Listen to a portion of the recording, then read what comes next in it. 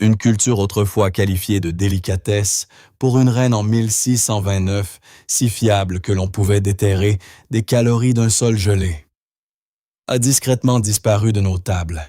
Elle n'a pas disparu parce qu'elle a fait défaut aux gens, mais parce que les systèmes conçus pour l'uniformité l'ont effacée.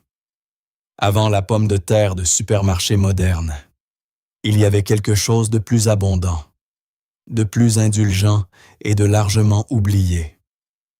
Pourquoi avons-nous échangé la médecine contre l'amidon? Et qu'avons-nous perdu? Exactement la réponse bouleverse l'agriculture, la mémoire et même votre flore intestinale. Abonnez-vous pour connaître les véritables origines et le destin de la pomme de terre dite invincible. En 1605, l'explorateur français Samuel de Champlain voyagea le long de la côte de la Nouvelle-Angleterre et documenta une racine cultivée par les populations autochtones. L'une d'elles, disait-il, avait un goût d'artichaut. Il en trouva dans des jardins près de Cape Cod, plantés aux côtés du maïs et des haricots. Champlain recueillit des échantillons et les rapporta en France, où le tubercule entra rapidement dans les jardins royaux et les marchés. En 1629, le botaniste anglais John Parkinson publia son herbier. Il décrivit ces nouveaux venus comme des pommes de terre du Canada. Et il nota que les Français les avaient apportés d'abord du Canada dans ces contrées. Parkinson expliqua le nom anglais étrange d'artichaut de Jérusalem, non pas à cause d'une ville sainte, mais parce que la saveur lui rappelait les cœurs d'artichaut. La véritable racine du nom réside dans un enchevêtrement de langues. L'italien girasole, pour tournesol, fut mal compris comme Jérusalem en anglais. Les Français appelèrent la plante topinambour d'après le peuple des Tupinambas du Brésil. Cette confusion fausse fut déclenchée par un groupe de visiteurs indigènes à Paris, au moment même où le tubercule devenait à la mode. Parkinson consigna l'ascension et la chute rapide de la plante dans la hiérarchie sociale.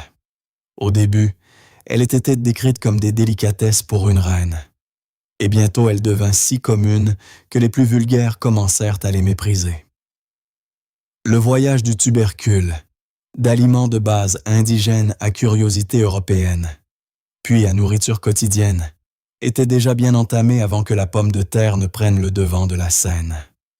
Ses racines, tant littérales que linguistiques, s'étendaient des champs indigènes d'Amérique du Nord aux tables de la noblesse européenne. Le tout en une seule génération, bien avant que les botanistes européens ne débattent en des noms. Le topinambour était une pierre angulaire de l'agriculture indigène dans l'Est et le centre de l'Amérique du Nord, pendant des milliers d'années. Les jardiniers autochtones ont cultivé ces tubercules dans des parcelles vivaces, les tissant dans les rythmes de la vie villageoise. Contrairement aux cultures annuelles qui exigeaient d'être replantées chaque printemps, le topinambour revenait année après année, prospérant le long des berges des rivières et dans les clairières forestières. Sa résilience était légendaire. La sécheresse et les insectes menaçaient rarement la récolte. Les familles déterraient les tubercules lors des journées fraîches du début de l'automne, en emballant certains dans le sable pour les conserver durant l'hiver tout en laissant le reste en terre. Le sol lui-même devenait un cellier vivant, offrant de la nourriture même lorsque la neige recouvrait le sol. Cette pratique n'était pas seulement une commodité, c'était une logique de survie. Les tubercules pouvaient être déterrés selon les besoins, transformant la pénurie en sécurité lorsque les autres réserves s'épuisaient.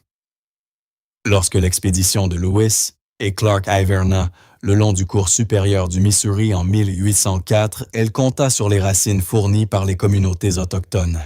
Les journaux de bord les appelaient « racines d'artichaut ».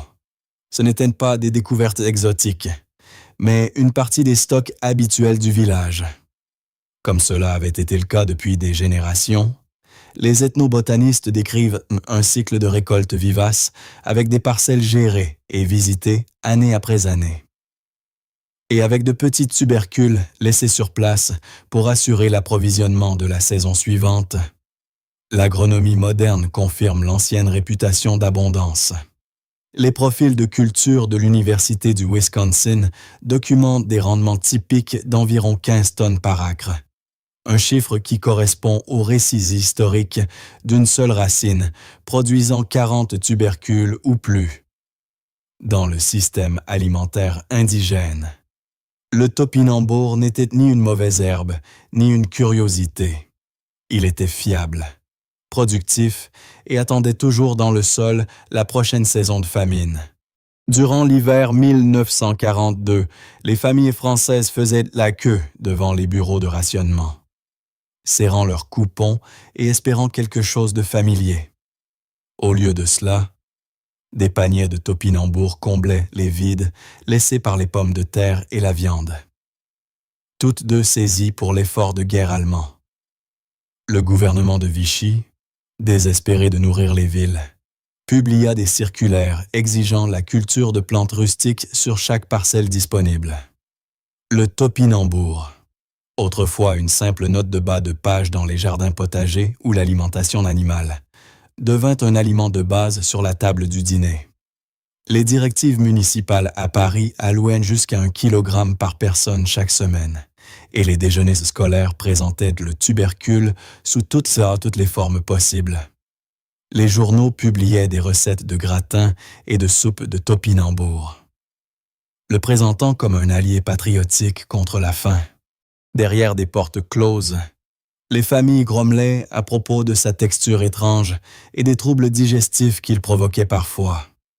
Les journaux intimes des années d'occupation décrivent un sentiment de fatigue. Les repas se confondaient dans la monotonie de cette racine noueuse. Pour beaucoup, le topinambour devint le goût de la privation, un rappel quotidien de ce qui manquait. Lorsque la libération survint enfin en 1944, la réaction fut rapide et viscérale. Les marchés se hâtèrent de se réapprovisionner en pommes de terre et autres légumes tant attendus. Le topinambour disparut presque du jour au lendemain des étals et des menus, sa présence étant désormais une source d'embarras. L'association du tubercule avec la difficulté était profonde, et pendant des décennies, la simple mention de son nom pouvait invoquer des souvenirs de pénurie et de perte.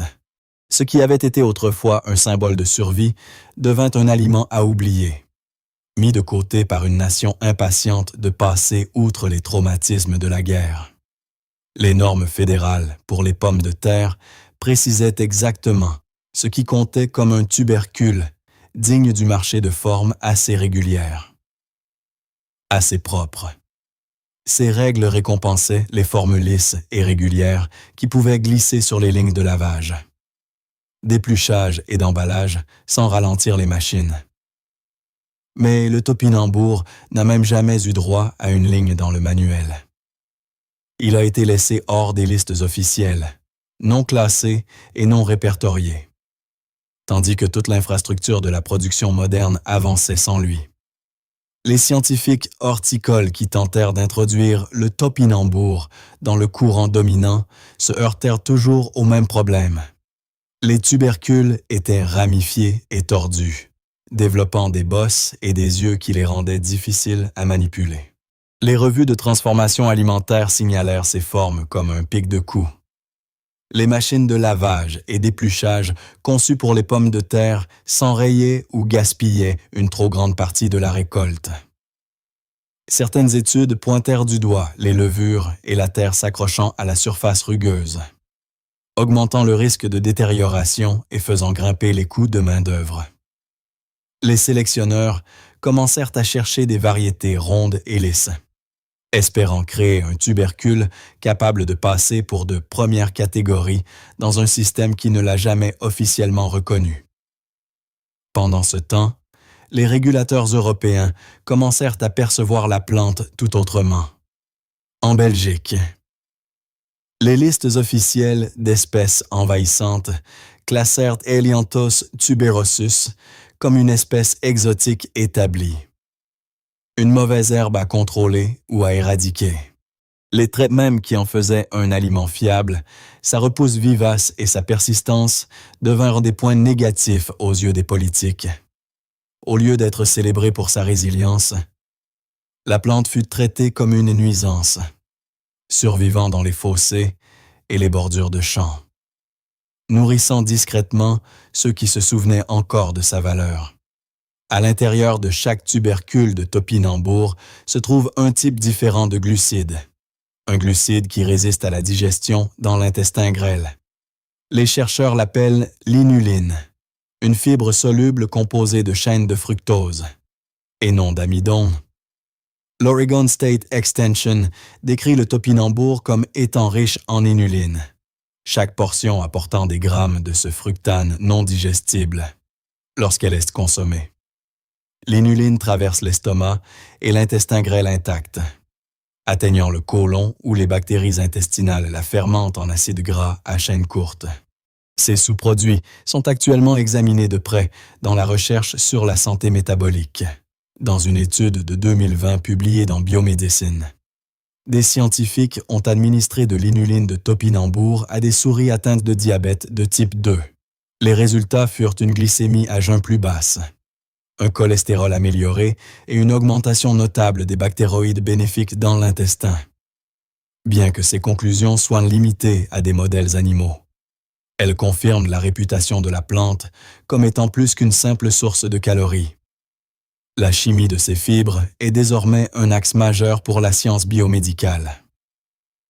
Les sélectionneurs de plantes travaillant dans des laboratoires universitaires et de petites stations de recherche ont passé la dernière décennie à essayer de dompter le côté sauvage du topinambour. Leur objectif est d'obtenir des tubercules ronds, lisses et faciles à laver. Des traits qui correspondent aux normes de classement établies pour les pommes de terre de grande consommation.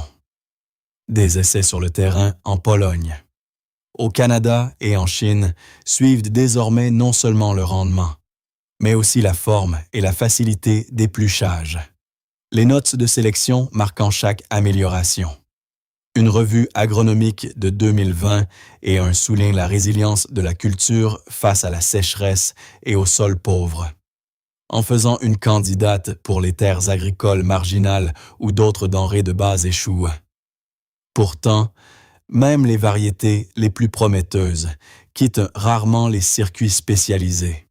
Les petits agriculteurs et les producteurs de niche approvisionnent les restaurants et les coopératives alimentaires.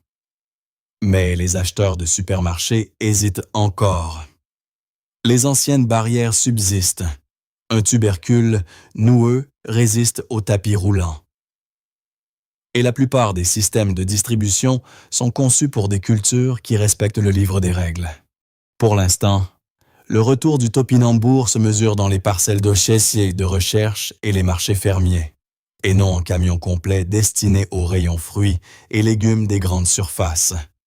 Aujourd'hui, les normes des supermarchés écartent toujours les cultures qui n'entrent pas dans le moule, sans égard pour la nutrition ou la résilience. Parfois, la survie dépend de la redécouverte de ce que la commodité a effacé. Que ramèneriez-vous?